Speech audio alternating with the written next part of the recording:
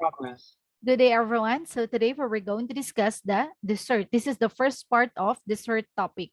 So it includes biscuits, cookies, cakes, pudding, and custard. So let's start. So what are the lesson objectives? So lesson objectives, at the end of the session, the students should be able to, number one, show knowledge about dessert. Number two, show mastery and the different kinds of dessert. So let's start. So the history of dessert.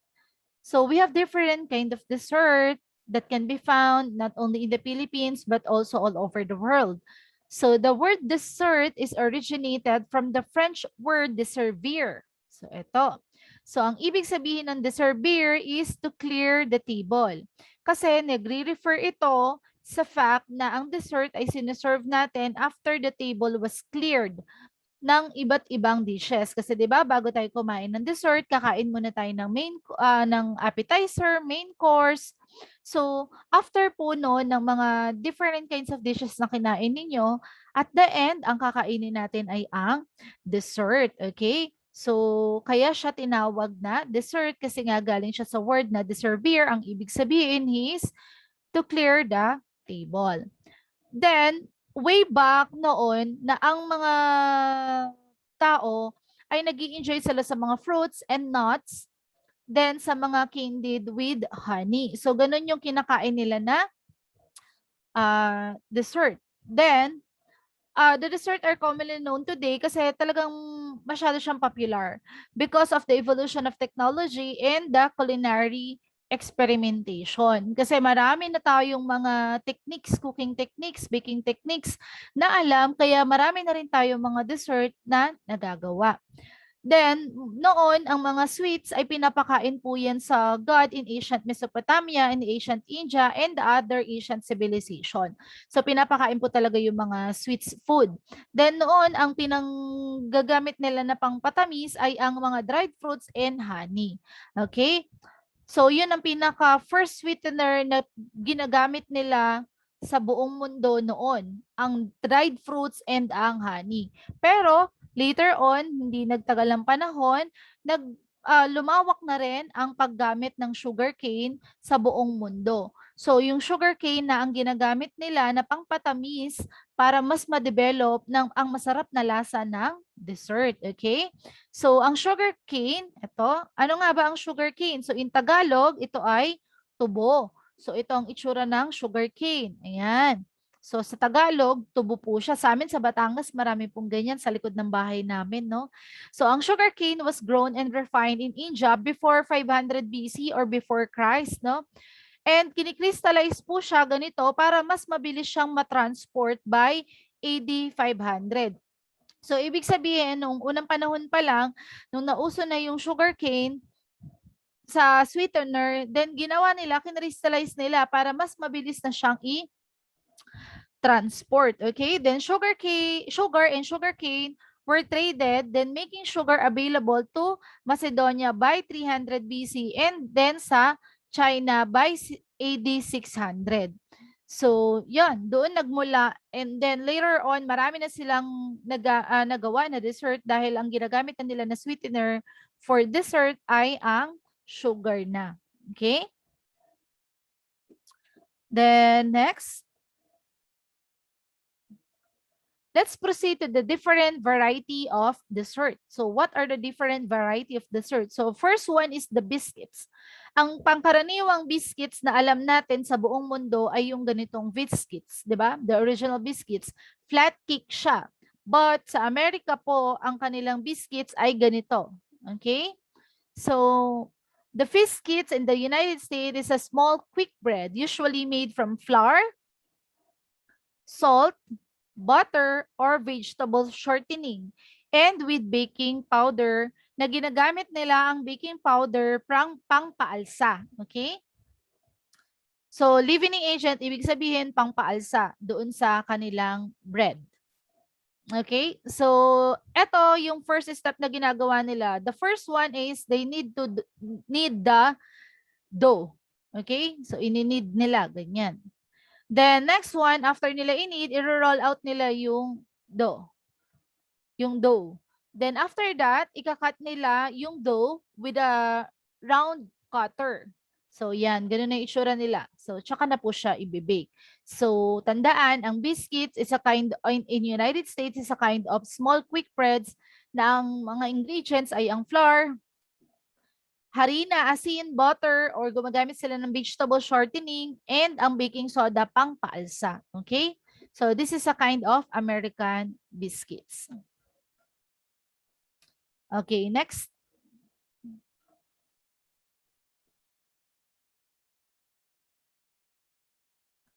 Yung dough, minsan pwede rin natin siyang i-drop by spoonful for an irregular shape. So, eto yun.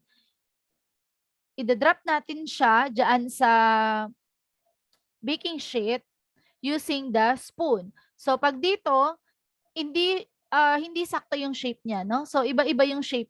Kaya nga siya irregular shape. So, magiging ganito yung kanyang output. Unlike dito kanina, kinakat natin siya with a round cutter.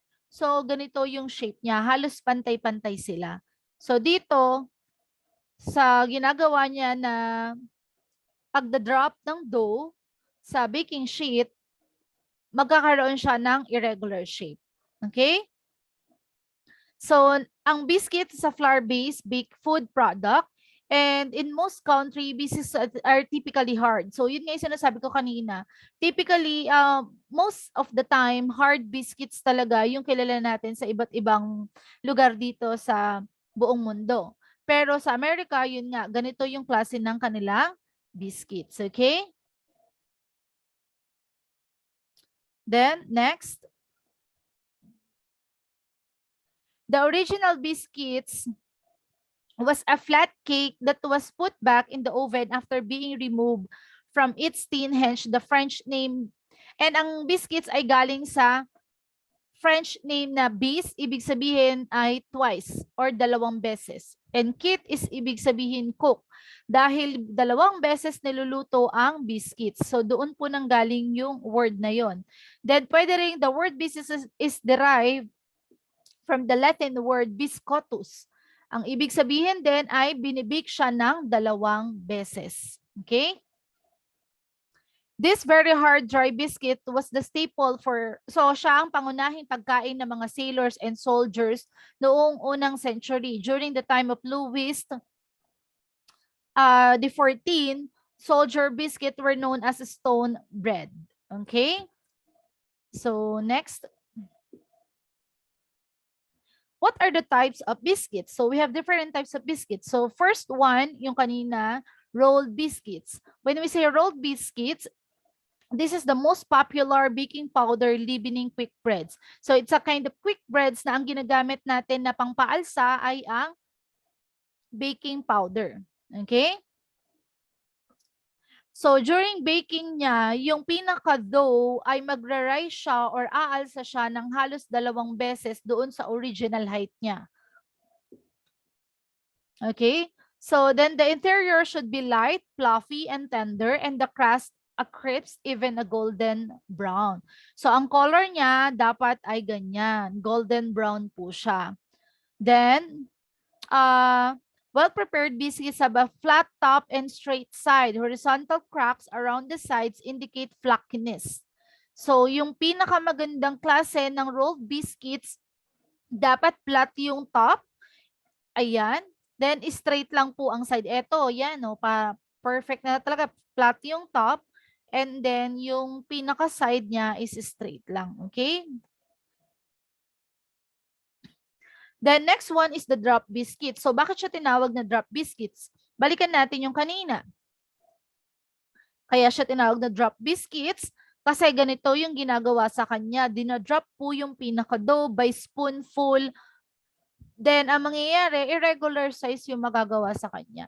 So, dinadrop yung cookie sa baking sheet. Then, gamit ang kutsara. Okay? Kaya kapag naluto siya, irregular yung shape niya. Hindi siya katulad ng kinat natin by round cutter na pare-parehas yung shape. So, dito, pwedeng magkaroon ng iba-ibang shape. Then, mostly yung drop biscuits, hindi siya masyadong nagre-rise kagaya ng rolled biscuits na tumataas yung height niya ng halos 2 beses doon sa pinakaunang height niya. So dito sa drop biscuits, hindi siya masyadong umaalsa. Then, they are always coarser or ibig sabihin, yung parang rough ang textures niya sa labas. Okay, so yan, ganyan yung itsura. Para siya magaspang yung pinaka-appearance and textures niya. Okay? Then, drop biscuits ay mas maraming milk or liquid added to the dough than rolled biscuits. So, yun din yung pinagkaiba nila. Mas marami ang liquid or milk na ina-add natin sa drop biscuits kumpara doon sa dough ng rolled biscuits, yung kaninang pinakita natin. Okay, next. And dito sa drop biscuits, hindi po nininid or minamasa yung dough, kundi ito ay dinadrop lang by using tablespoon. Kasi nga masyado siyang moist yung dough niya kumpara sa rolled biscuits. Okay, then next. Scone. Scones are sweet, rich, wedge shape. Wedge shape siya. So, pag ganito po yung shape niya, yan. Ang tawag natin sa shape na yan ay wedge shape. So, scones are wedge-shaped biscuits that are usually made with cream as well as butter. So, gawa siya sa cream at saka sa butter. Then, scone have a tender, heavy crumbs and a slightly crust brown top. Then, nag-add tayo ng egg kay scone for additional flavor and para mas maganda yung magiging kulay niya kapag niluto siya. And kapag naghalo ka ng egg, magiging parang cakey texture siya. Medyo mas malambot po yung magiging texture niya. Okay? Then, ganyan yung ibabaw niya, di ba?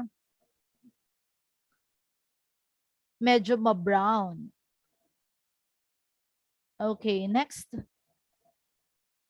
Pwede pa yan lalong maging brown kapag mas matagal pang i-bake sa oven.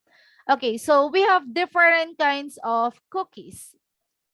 So ano nga ba yung cookies?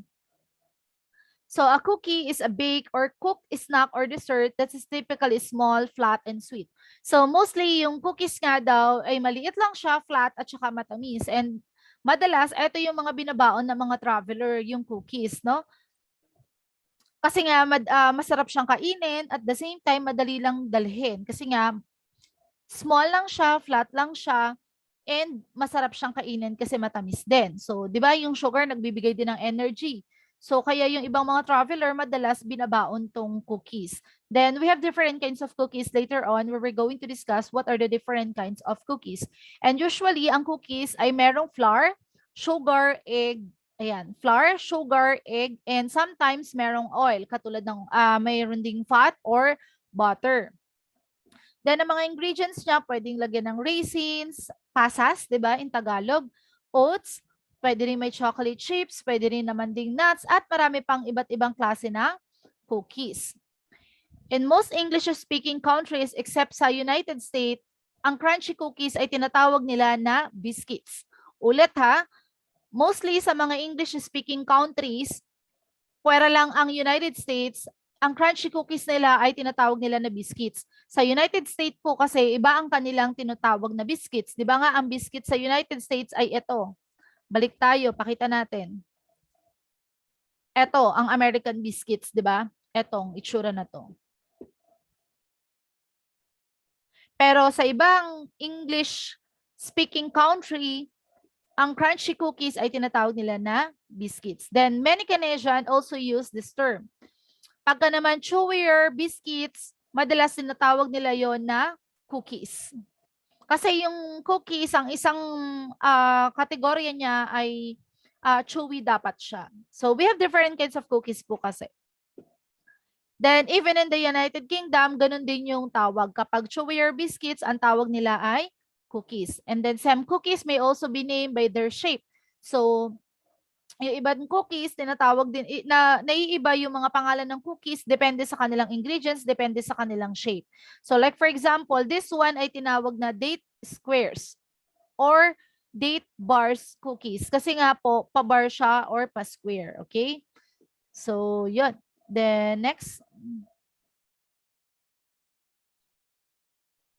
What are the top 10 different types of cookies? Actually, we have different kinds of cookies talaga in the world.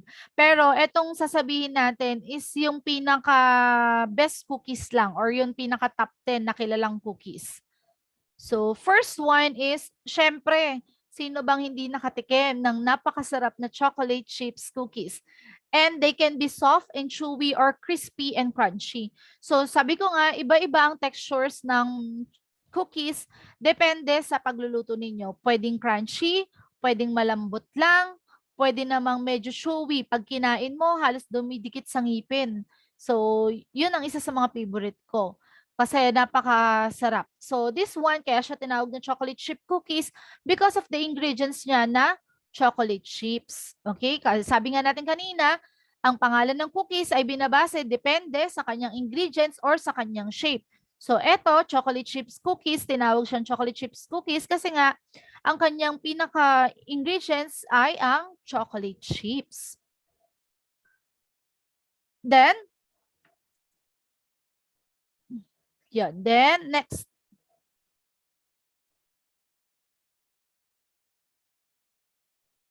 Shortbread cookies. So, ang shortbread cookies are made with a large amount of butter or shortening. So, kaya ganyan din yung color niya kasi nga ginamitan siya ng butter or shortening, which lends them the name short. So, kaya siya naging shortbread cookies kasi ginagamitan ng shortening.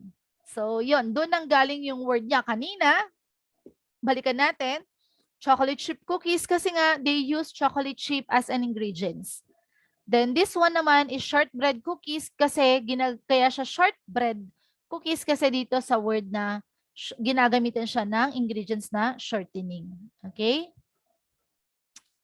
Due to their low amount of flour and sugar, they have a classic crumbler and tender texture. So, may iba't ibang klase ng shortbread cookies. Then next. Macarons, isa lang yung letter O. It's made from merengue-based cookies. Okay? So, may isa pa tayong klase ng macarons. Ang spelling niya ay double O. So, later on, i-discuss natin. So, the first one is the macaron. It's made from meringue-based cookies. Isa lang yung O. Okay? Then, it's made with almond meal, egg whites, and powdered sugar with a cream of ganache in the middle. So, yan nilalagyan nila minsan nilalagyan din nila dito sa gitna ng fillings, tapos pagdidikitin nila yan. So, yun, ganun nila ginagawa ang macarons. Then, nilalagyan din ng iba't ibang food coloring para merong iba't ibang color na mapuproduce para mas lalo siyang magmukhang masarap. Then, the cookie shell features a delicate outer crust that houses a chewy meringue texture inside. So, chewy po yan pagka kinain ninyo. Kasi it's made from meringue. Okay, next. Ito yung macarons. Ang spelling naman niya ay double O. It's a coconut base. No? So, ito, ang pinaka-ingredients po nito ay ang coconut. Okay? It's a lumpy texture and sweet and chewy. Some macarons are even dipped in chocolate for extra indulgence. So, yung iba, dinidip natin sa chocolate para mas malasa. So, ang pinagkaiba nila, it's a meringue base cookie. Yung isa lang yung letter O ng macarons. Then, kapag dalawa naman yung letter O, it's coconut base naman ang ginagamit natin. Coconut base ang kanyang ingredients. Okay? So, next, biscotti cookies. Ang biscotti cookies, they have different flavor or variety. No, meron chocolate, merong cranberry, orange, almond, classic biscotti. So, meron din. Ang biscotti actually means twice baked.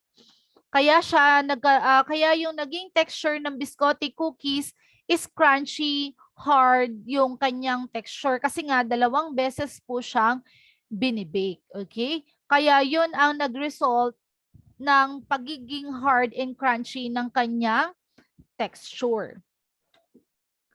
Then yan ang iba't ibang klase ng biscotti. Okay? Next. Sugar cookies. It's made with basic ingredients kagaya ng sugar, flour, butter, and vanilla. Okay, so yan ang tinatawag natin na sugar cookies. And typically made by rolling out the dough and cutting into shape before decorating with icing. So madalas kapag naluto na siya na ganyan, tsaka nila siya din lalagyan ng decorate ng mga icing and sprinkles. Depende sa inyo kung ano yung gusto ninyong pang design sa sugar cookies. Then next, oatmeal raisin cookies. So kaya siya tinawag na oatmeal raisin cookies because ang pinaka main ingredients din na ginamit sa kanya ay ang oatmeal at saka raisins. So oatmeal raisins is a type of drop cookies. So paano yung drop cookies? Ginagamitan natin ng 2 kutsara, pwede rin naman ding ng 2 kutsara, tapos i-drop natin siya doon or ilalagay natin siya sa baking sheet. So madalas ganyan siya pagka naluto. Okay? So walang typical na shape. Depende po sa inyo. Okay? So kaya siya tinawag na oatmeal raisin cookies because of the ingredients ng oatmeal at saka ng raisins. Then gingerbread cookies, ito ang madalas na sinasabi natin na mga ultimate holiday cookies. So ang gingerbread cookies, they are made with spices galore, including yung cinnamon, ginger, nutmeg, and molasses, and are made by rolling out the dough and i-roll out yung dough. Ano ba yung roll out na sinasabi natin? So ito yung roll out. Balikan natin kanina. Ayan, i-roll out nila yung dough ganito, tapos saka nila ikakat ng iba't ibang shape. So, ganun yung paggawa ng gingerbread. Don't worry, I will provide additional educational video para mas mauunawaan nyo po yung ating topic. So, ipa-flatten nila yung dough, tapos saka nila ikakat ng different shape. Tapos tsaka nila lalagyan ng design. Ang gingerbread cookies ay madalas ay pang-holiday cookies na tinatawag natin. Okay? So next, snickerdoodle cookies are made with butter, sugar, and flour with cream of tartar and baking soda added into the dough to make it rise slightly. So nag-add sila ng baking soda sa snickerdoodle cookies para umalsa ito ng kahit kaunti lang. Pero kung mapapansin ninyo, napaka-flat po talaga ng snickerdoodle cookies. Then they're known by their cracked surface and then kino-coat natin, ayan, ito yung mga cracked surface niya sa ibabaw. Then kino-coat natin siya ng cinnamon and sugar. Okay, so next. Ang fortune cookies naman are mostly known as the type of cookies that comes with Chinese takeout. Gawa ito sa flour, sugar, vanilla, and just a hint of sesame oil. And sineshape nila into the classic crescent shape. Ito yung crescent shape, ganyan. Then, habang mainit pa yung dough, galing sa oven, isi-shape na nila yan ng crescent shape. Kasi pag lumamig na, may hihirapan na nating i-shape. Then, kaya siya tinawag din na fortune cookies kasi may mga ganyan siya, oh. May mga letter na kung parang ano yung magiging araw mo ngayon. So, pagka nabunot mo yan, is sure lucky day. Di ba? So, iisipin mo na lucky yung araw mo ngayon. Kaya siya tinawag na fortune cookies kasi parang siya yung, pag kinain mo to, may mga iba't ibang nakalagay dyan, ano yung magiging fortune or kapalaran mo ngayong araw. No? So, yun. Then, next, cakes. So, cake is a kind of dessert and we have different types of cake talaga. Pero dati, nung unang panahon, during the ancient Egypt, ayan, the first culture, during noong unang panahon, ang cake natin ay napakakaiba. I mean, kakaiba siya versus dito sa mga cake na meron po tayo nowadays. Kasi yung mga cakes po natin ngayon, marami na tayong iba't ibang mga techniques na ginamit po dyan. Kasi nga, because of the innovations, mga technology. So marami na tayo nagagawang iba't ibang design ng cakes. So the history of cake dates to the ancient time. The first cake were very different from the cake that what we eat today. Yun nga kasi mostly yung mga cake na kinakain natin ngayon talagang sobrang kakaiba na, napakagaganda na, mas masasarap na, and iba't iba yung style, no? But noong unang panahon, ang cake na kinakain nila ay mostly, it's a bread-like and sweetened lang siya with honey. Nuts and dried fruits were added. Depende kung gusto mong mag-add ng nuts at saka ng mga dried fruits. So, ganun ang cake lang po noon. Ginagamit ang honey pang sweeten sa cake. Then, para lang siyang breads, tapos naglalagay lang ng nuts and dried fruits kung gusto mo. Unlike sa mga cake ngayon na talagang ang bobongga, ang gaganda, tingin mo pa lang parang matatakam ka na, no? So, 'yun ang pinagkaiba ng cakes noon tsaka sa cakes ngayon. Then the word cake is of Viking origin, derived from the Norse word kaka. Okay? Then the ancient Egyptian, sila ang unang nag-exhibit ng baking skills. Then time the cakes were more bread-like in appearance and sweetened with honey. Okay?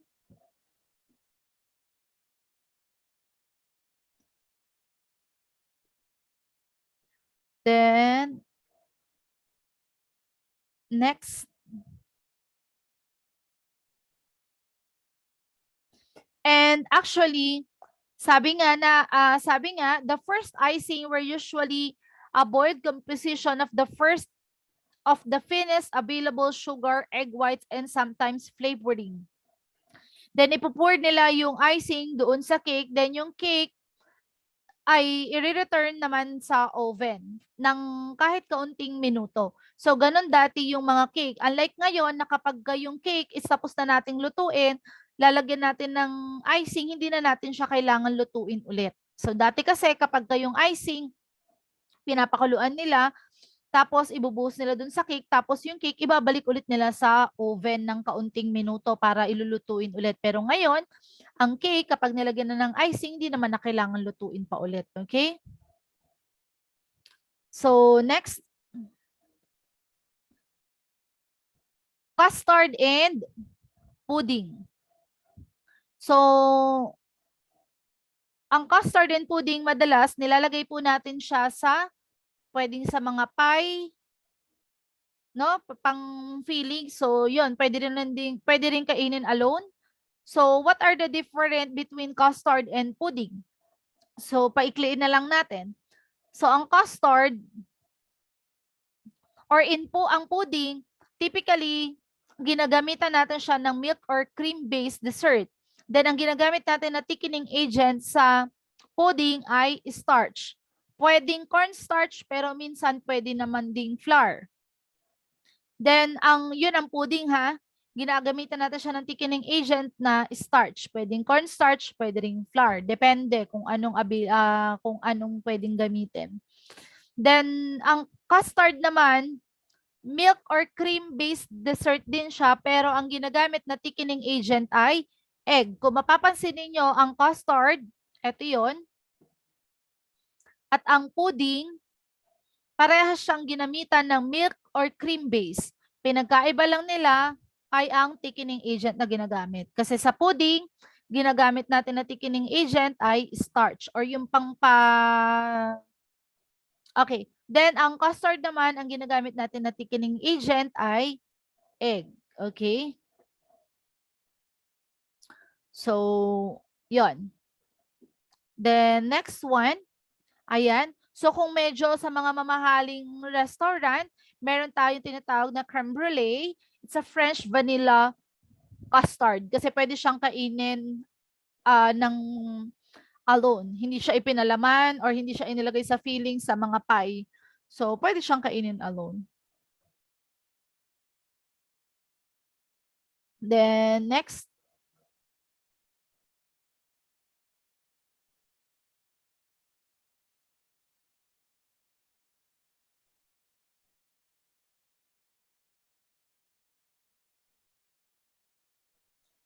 Oh, so that's all for today. So I hope may natutunan kayo, and if you have any question, we were going to discuss on our Google meeting, and I'm going to provide additional educational video about this topic. Thank you.